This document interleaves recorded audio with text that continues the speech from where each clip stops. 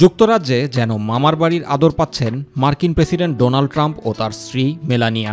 তাদেরকে সংবর্ধনা দিতে যুক্তরাজ্যের ঐতিহ্যবাহী উইন্ডসর ক্যাসেলের সেন্ট জর্জেস হল 17 সেপ্টেম্বর সেজেছিল রাজকীয় সাজে। যুক্তরাষ্ট্রের প্রেসিডেন্ট ডোনাল্ড ট্রাম্প ও তার স্ত্রী মেলানিয়ার সম্মানে রাজা তৃতীয় চার্লস ও রানী ক্যামিলিয়া এক নৈশভোজের আয়োজন করেন।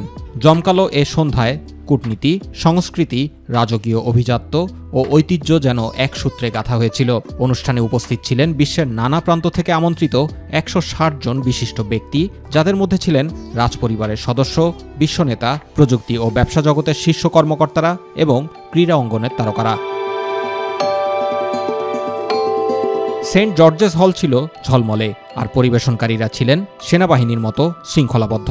প্রতিটি অতিথির সামনে ছিল 1452 পিস ছুরি, চামচ ও তৈজসপত্র এবং 5 ধরনের গ্লাস।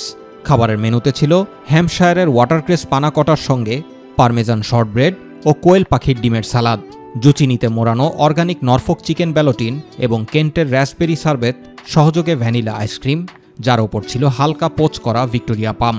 পানীয়ের তালিকায় ছিল এমন এক ককটেল, জনি ওয়াকার, কমলার জেলি, পেকান ফোম আর টোস্ট করা মার্শমেলোর মিশেল, যা শুনেই বোঝা যায় কূটনীতির আসল স্বাদ ককটেলেই।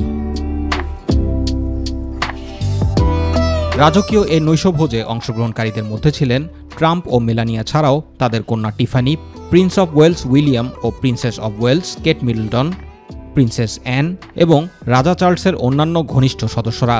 যুক্তরাজ্যের প্রধানমন্ত্রী কিয়ার স্টারমার, উপপ্রধানমন্ত্রী ডেভিড লামি, অর্থমন্ত্রী র্যাচেল রিভস, যুক্তরাষ্ট্রের পররাষ্ট্রমন্ত্রী মার্কো রুবিও, প্রেসিডেন্ট ট্রাম্পের বিশেষ দূত স্টিভ উইটকফ এবং কনজারভেটিভ নেতা কেমি বার্ডেন।